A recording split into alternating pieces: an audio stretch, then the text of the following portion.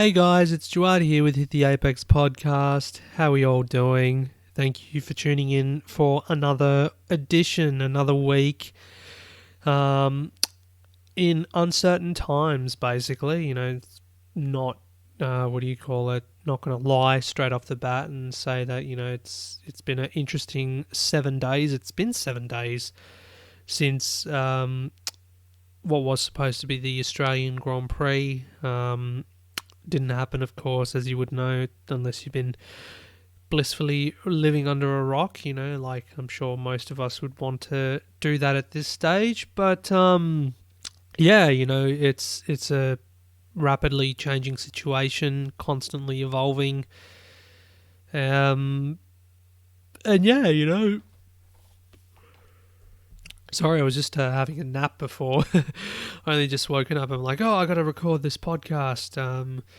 Trying to enjoy a day off. Work has been pretty hectic, as you'd imagine, given what's going on in the world amidst coronavirus. There you go, I said it. But yeah,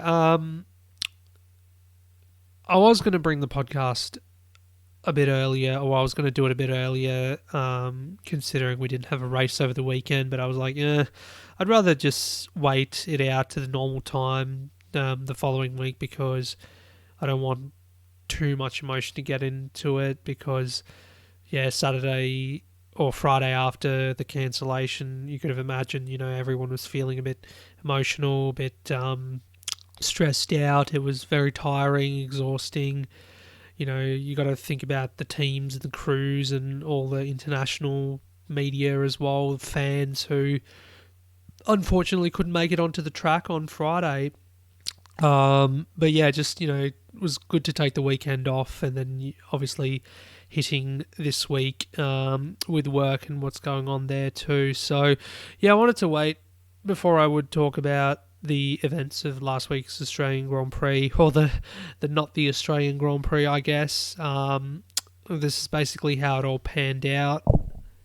So as you would know, it was cancelled. We've had the next two events as well postponed amid the global pandemic that is coronavirus, or COVID-19, as it's being referred to. So it was 10:30 Friday morning that we had the confirmation that the event was cancelled from the Australian Grand Prix Corporation and Formula One management, and this was all after a McLaren team member tested positive on the Thursday night for coronavirus. And basically there was a cloud over the event before it all started, whether we should be here or not, given the fact that it was rapidly changing, and also the situation in Australia was not as, let's just say it wasn't as it is this week, in the present. Then you could have said in hindsight maybe not to have had the event at all, but, there were some people who were optimistic,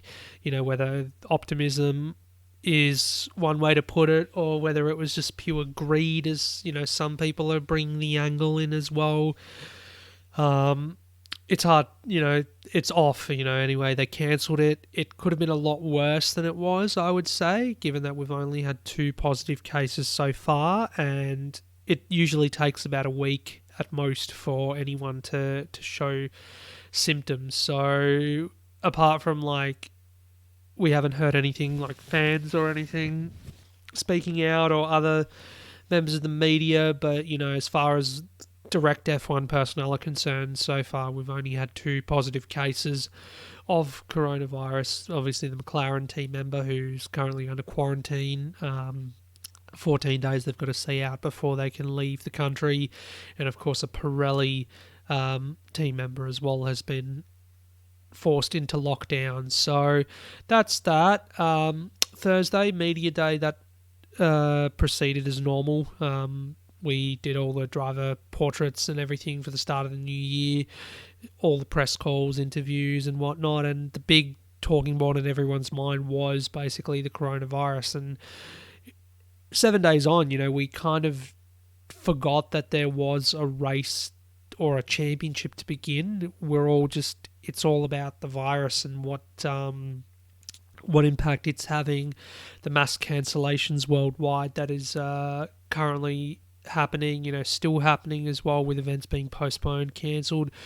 Lewis Hamilton in the press conference, I think he was the only driver who was very vocal about what was going on. He said basically he was shocked that we're all sitting in this press conference room. He even made the claim that cash is king in reference to the fact that, what's the reason that we're actually here to do the race and everything. And he believes that it was all financially motivated.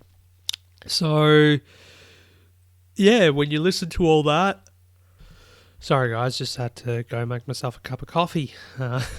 Falling asleep on here again.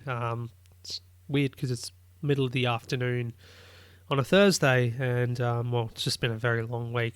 But yeah, going back to, Lewis Hamilton, he pretty much, everyone felt that he was speaking on behalf of all the people who didn't want to speak up about this situation.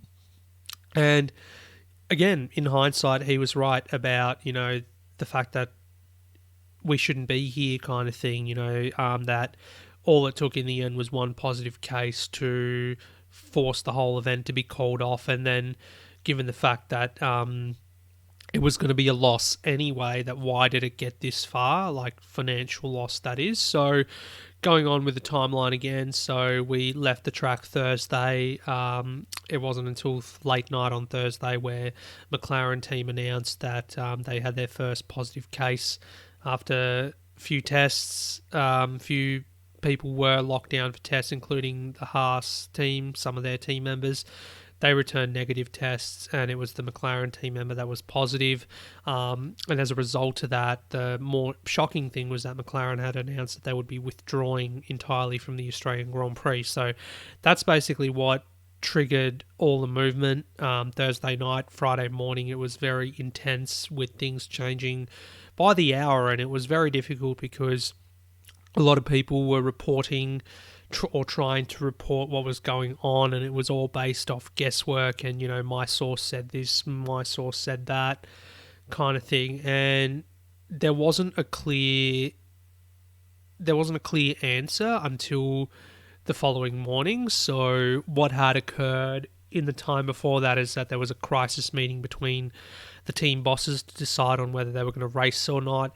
Apparently it was hung the vote, and then it was Mercedes who split it at the end, with Toto Wolff getting a phone call from one of the Daimler bosses in Germany, and basically saying, Toto, it's in your hands, you make the call, what you think. And then eventually Toto decided from first he was going to race, and then to no, I think it's best we don't. So there was only 3 or 4 teams in the end who were voted to racing, Red Bull being one of them. But yeah, that was that. But we still hadn't a clue, as to what was going on. There wasn't any official statements or announcements apart from McLaren's withdrawal. There was also the bosses as well, Chase Carey, Ross Brawn, who were talking to the Australian Grand Prix Corporation people, Chairman Andrew Westacott, also Paul Little as well. So it was basically, yeah, into the early hours of the morning, these guys were having their meetings. Chase Carey, in fact, was on a flight back from Vietnam to Melbourne, given that, the Vietnamese Grand Prix now we know has been postponed as well, likely not to go ahead. And that would have been a bummer for him because, that was Liberty Media's baby, the Vietnamese Grand Prix, to have made the debut this year. But I guess it's not their fault that they can't go ahead. This is a global crisis, pandemic, whatever. But a lot of flack still being put towards Chase Carey because of this. Ross Brawn as well, saying that, previously that a championship race cannot go on without all the teams if a team is affected by this coronavirus or whatever. So I guess in the end, in accordance with that, the fact that, one team had withdrawn and then all the teams basically, or the majority of the teams voted against racing altogether, that they had to come to the decision that, they couldn't race. So not only that, but a number of factors too, given, the health of the public as well, the health of the remaining staff, because this is the thing with motorsport is that unlike other sporting events like football or whatever, you have way more support staff than you do for those things. So, given that there's a ban now on non-essential gatherings in Australia of over 500 people, and I think even 100 people at this stage, you would have like 500 people easily at a track, for a Formula One event, because you think about marshals, you think about the media, you think about the support categories as well. And at the Grand Prix in Melbourne, you had, supercars as well, which is a whole huge paddock in itself, and, S5000, TCR, and all that. So there's a lot of people that are involved, and of course the marshals as well, who are volunteering there, all the staff at the track who are doing catering and stuff. I mean, I've had phone calls from people this week saying that they've got all this stuff that was unused that they want to donate to the store and everything, and we can't take a huge volume of stuff like that, but passing them on to the right people to get in touch to make a large quantity donation of cutlery and crockery and all that sort of thing, but also catering companies and restaurants who prepared food and everything. Now they're having to sell that at a discount price at their particular restaurant. So going back to the timeline though, so yeah, Chase Carey ended up arriving in Melbourne early in the morning. We had the two-seater, unbelievably, the Minardi V10 two-seater going around the track. I can actually hear it from my place, believe it or not, at around 7:30 in the morning, and that was basically like the rooster calling that, it seems like business as usual. If they haven't closed the track down, they've still got all the marshals there to allow the two-seater to go ahead. There was media that were filtering through into the track as well, other staff, and then of course the teams were due to arrive at 9 o'clock because of the curfew that they have. But we had a call from the Victorian Premier, Daniel Andrews. He said that the race happens behind closed doors or not at all, but that was pending the decision of the organisers. So this again seemed like it was a disconnected response that, hang on, shouldn't you guys be issuing a response in unison, given that there are so many different bodies that go into organising an event like this. So Premier Andrews said what he said, but without, the AGPC coming out and saying something immediately, and also the Formula One management people as well, and the FIA. That came much later, 10:30 in the morning. So given that we had the two-seater on at about 7:30, 7:45 or 8 o'clock is when we heard from Daniel Andrews. It wasn't until 10:30 that we got an official statement from the Grand Prix Corporation and Formula One management about the cancellation of the event. So between that and then the cancellation, you had fans lining up at the gates. The support categories were delayed. Some of the teams did rock up at 9 o'clock when the curfew was lifted, but you could tell that their priorities were not that of setting up for practice session 1, which was due at midday. Packing had started to get underway and everything. The Alfa Romeo team were enjoying a spot of breakfast, usually at the time when you'd be preparing for practice 1. But what kind of bothered me the most at that time was that there was fans, waiting at the gates, hordes, like thousands of them, basically, like in the dark, not knowing what was going on. And given the fact that we are in the middle of a pandemic at the moment, this virus, having thousands of people crowded into a little space like outside a gate is probably the worst thing you could have done. I would have like just sent them home straight away. I'm sure other people would say the same thing, or tell them to disperse. But even that, how do you disperse altogether? You'll crowd the public transport. There was trams that were still backed up even in the afternoon when I left the track as well, which was much later in the day. There were still people leaving and everything because everyone's got to reorganize their travel plans and this and that. So it was disappointing for those guys more than anything, given that they're the lifeblood of the sport, of any sport, are the fans. the fact that they were kept in the dark. Eventually, when the statement came out, the Australian Grand Prix corporation bosses and Chase Carey, they faced the media, did a press conference in front of all the media out in the open. There was TV, local TV, as well as the international guys asking questions. The term fluid was used quite a lot from Chase Carey and also Andrew Westacott, saying that, it's a rapidly changing situation. They all reckon that they acted as quickly as possible given the situation. And in hindsight, I think, thinking about it a bit more, they probably did the best that they could given the timeline, how it was only, 8 hours ago or 9 hours ago that we had the first positive case. Then you had the team principals meet. Then you had, the bosses themselves meet as well for the sport. And it's just, should the event should have gone ahead? Should it not? In hindsight, you could say no, but that's hindsight. We don't think about these things, or most of us don't think about these things beforehand.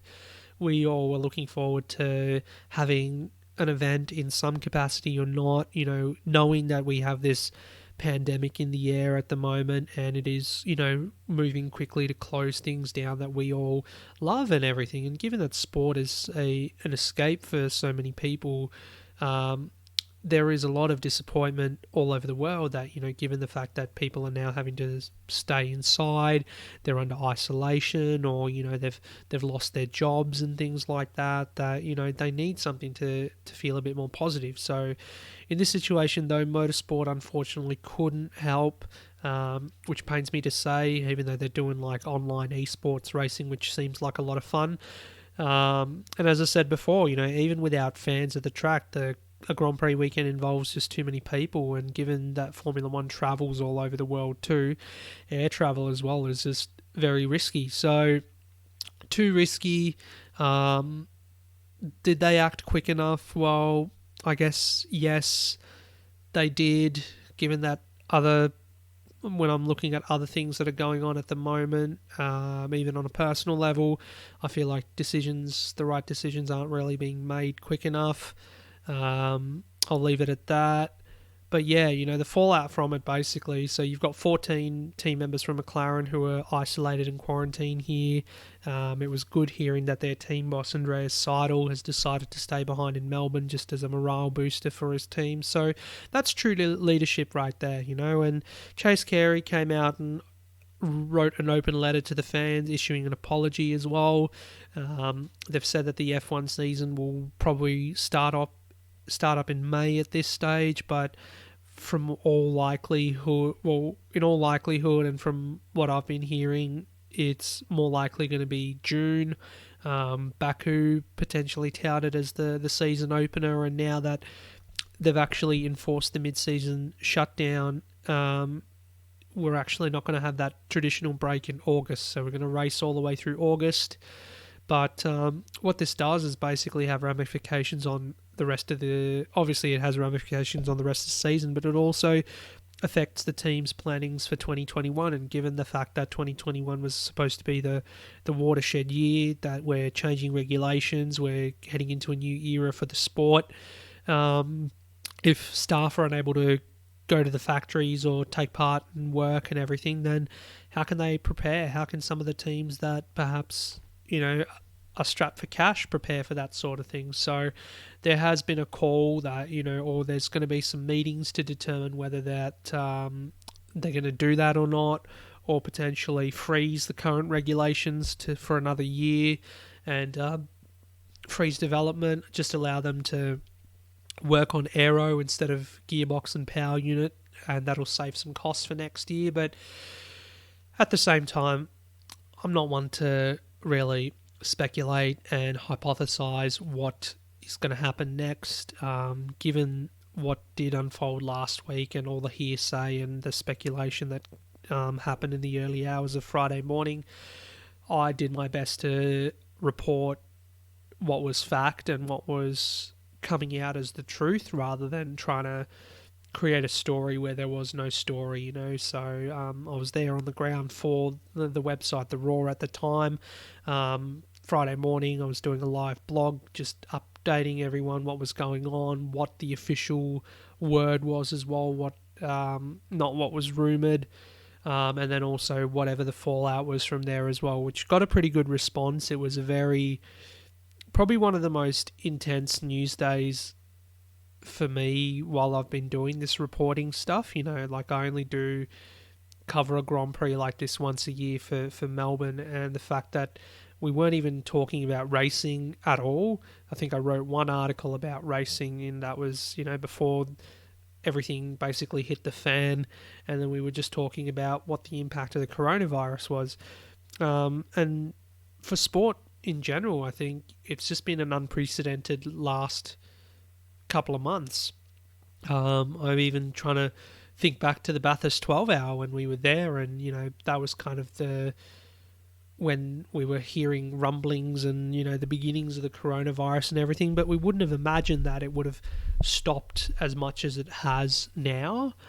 So that's not what I'm going to do, is to speculate and hypothesize what we should expect to see later this year when things get going again.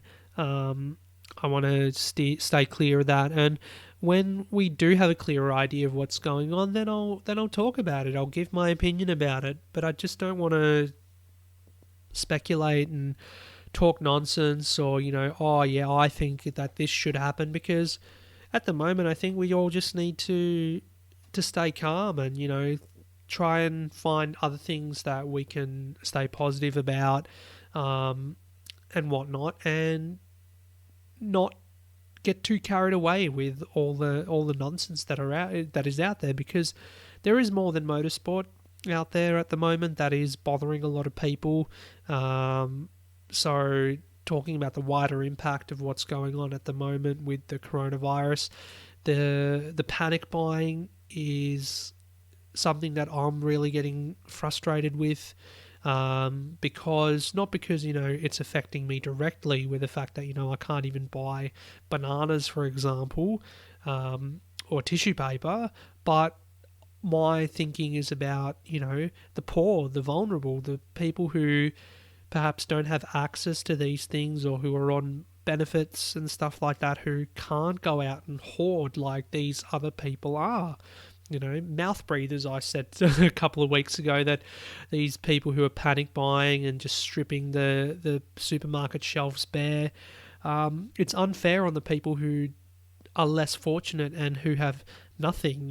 What do? They who barely can survive as it is, whereas you got these pigs just going out there and taking everything for themselves. And then what will happen is that they've stocked up so much that they'll end up wasting a lot of the food and stuff, and that is what absolutely grinds my gears, is the waste that goes on in our society. The mass consumerism, the mass waste as well.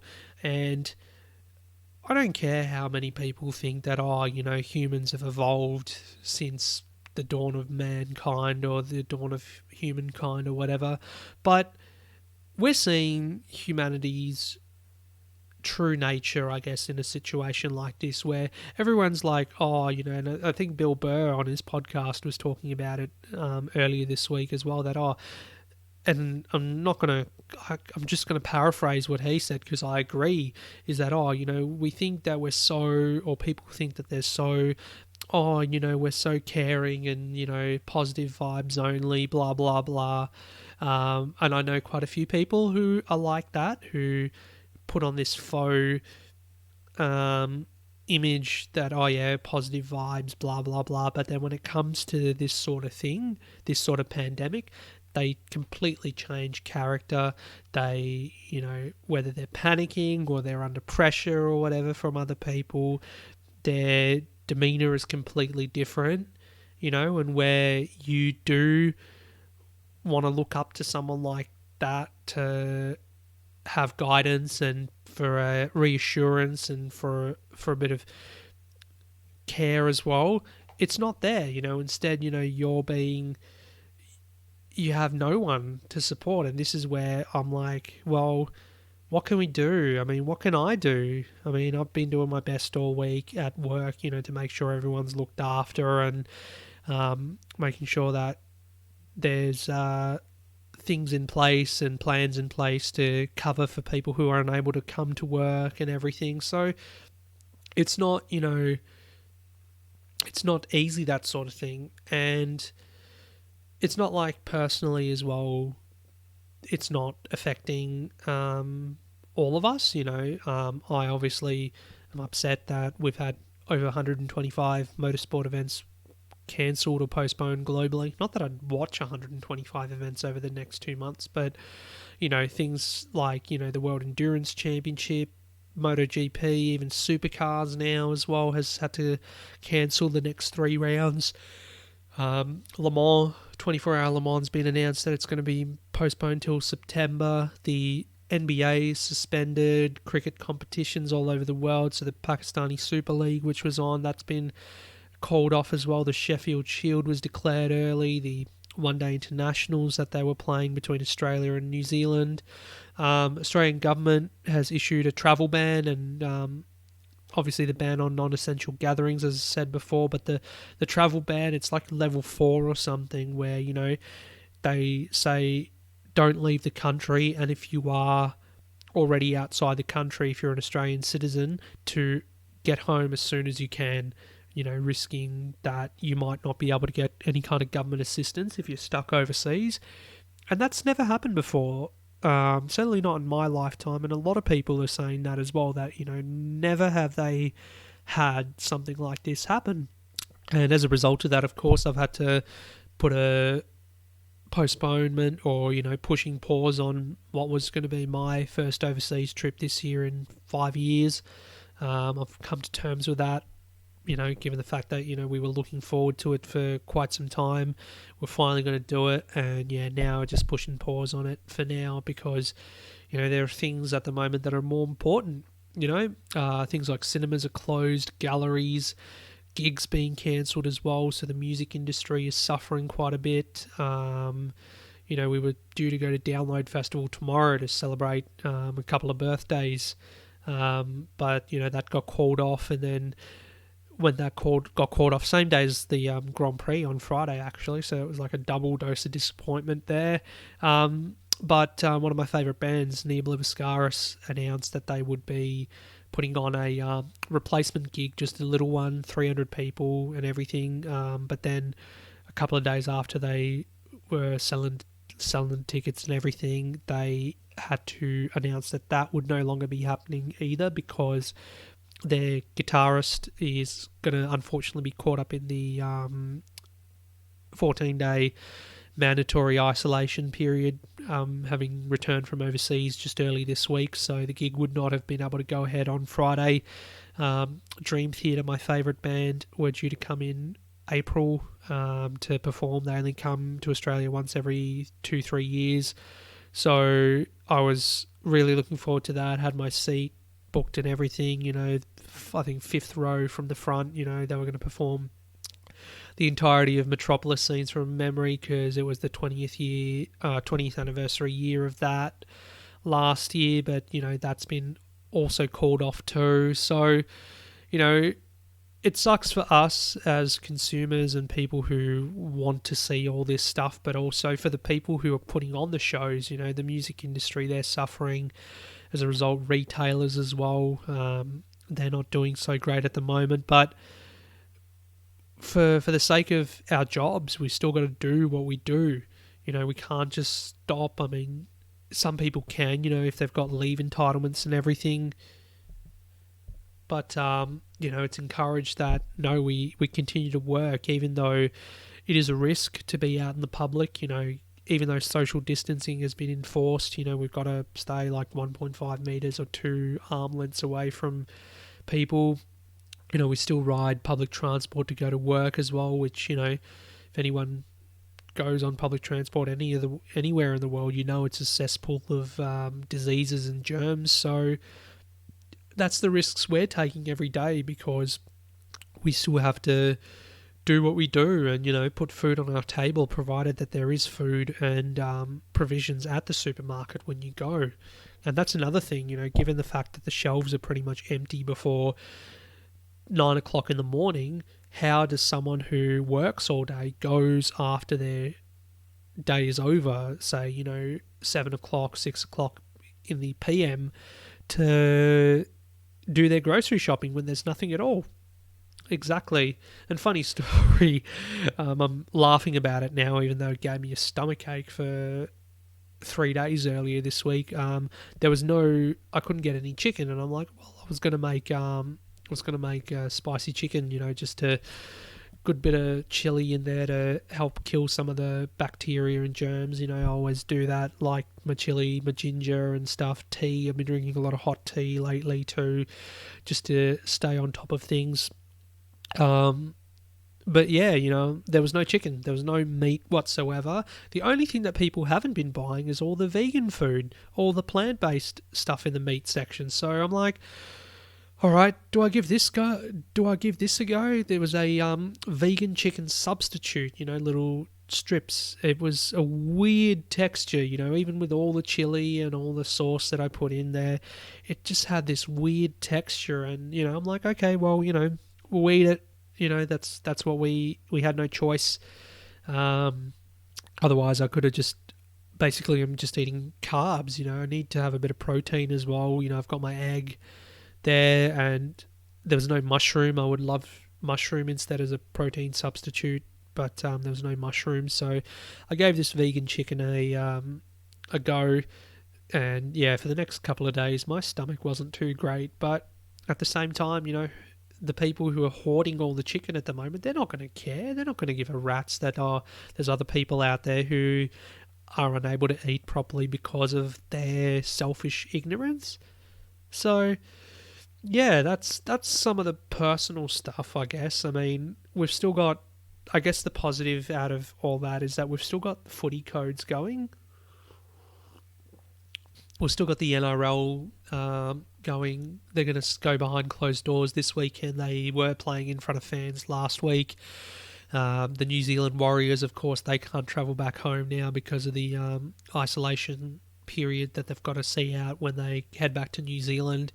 So, those guys are stuck here. Whether they're going to play beyond this round as well is a big what if, because what if a player gets tested positive? Then they've basically got to suspend the entire season, given all the kind of measures that they're taking to put everyone behind closed doors, or to, quarantine, or to basically put everyone in one place. It's, a matter of time before something happens and they have to put a stop on everything. So that's that. Then you've also got the AFL as well. It wasn't known until last night whether round one would be going ahead or not, and it will indeed, with the entire season now reduced, 17 rounds instead of 22, so each team gets 17 games, and it's a 153 game season. The actual game time has actually been reduced as well, so 25 minutes, 26 minutes usually is a quarter, and now we're down to 16-minute quarters, so basically the game should be over in about an hour, but how is that going to impact the actual season? Like some teams, it's surely going to have an impact on the way they prepare, the way they approach the game. Of course, they're going to be playing behind closed doors, so, all this stuff about home field advantage as well is going to be taken away from teams. So tonight we've got the first game of the season between Richmond and Carlton.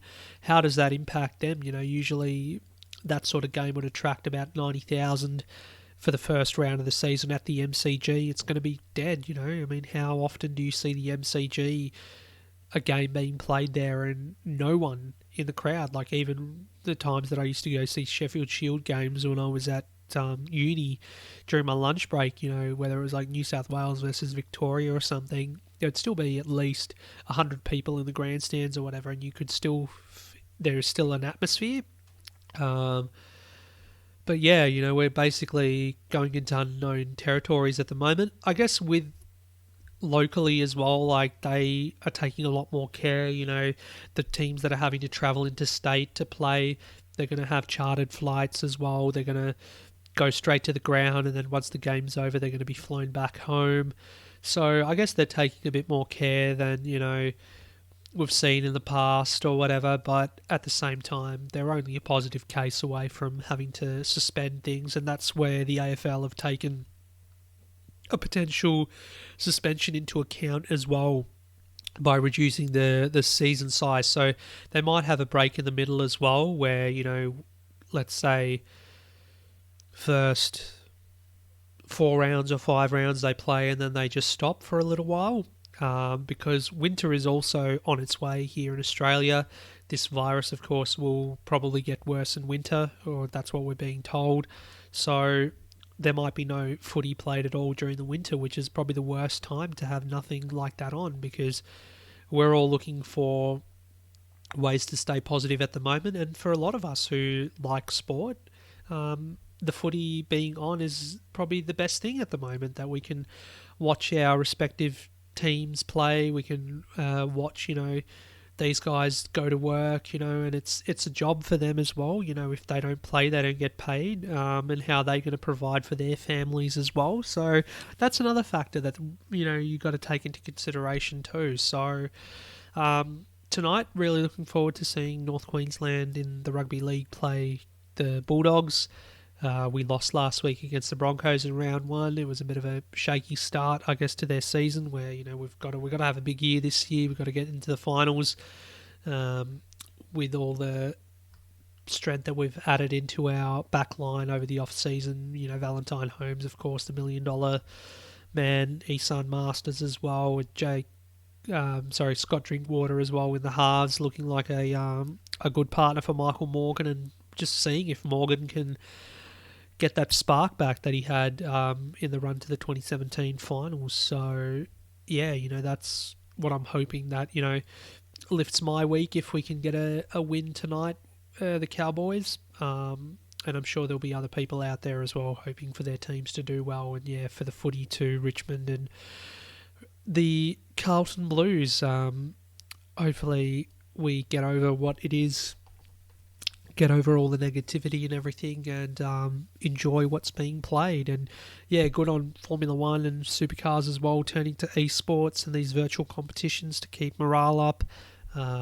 Lando Norris, of course, he's hilarious. If you follow him on Twitch and everything, he's participating, of course, and some other drivers as well. So it's good to see that they're doing that and try to lift spirits of everyone, basically, at a time where it's been very difficult. So, what's next? What does the future hold? And I guess given the unpredictable nature of what's going on, all we can do is really wait, take the advice of the health professionals, the chief medical officers and all that, the experts, wash your hands, all that sort of jazz, all common sense stuff, I like to say. As I said, I'm not going to turn to speculating and hypothesising about what should motorsport categories do, how should Formula One approach the rest of the year. There's just no point, because I'm putting my energy into thinking about that, where, there's other things that we could be doing at the moment, like putting an arm around each other, or not, actually. We can't really do the touchy-feely stuff at the moment, but, give each other an elbow tap, or virtual high five, virtual hug, and make sure that we look after each other more than what other people are. Because, as I said before, we've seen the worst of humanity, or we are seeing the worst of humanity at the moment. And in a way, I hope when things come out on the other side that, they're the ones who end up feeling the consequences. There should be some kind of accountability for their decisions and everything like that, whereas we are trying to do the right thing. Some of us are trying to keep everyone's morale up and everything. And, as much as I don't like blaming people and all that sort of stuff, pointing fingers, maybe there should be some accountability in this sense about for the people who are doing the wrong thing at the moment. So yeah, I guess let's all turn to multimedia. Let's turn to our books, video games, TV shows. I'm sure you've got heaps of stuff on Netflix, Amazon to watch at the moment.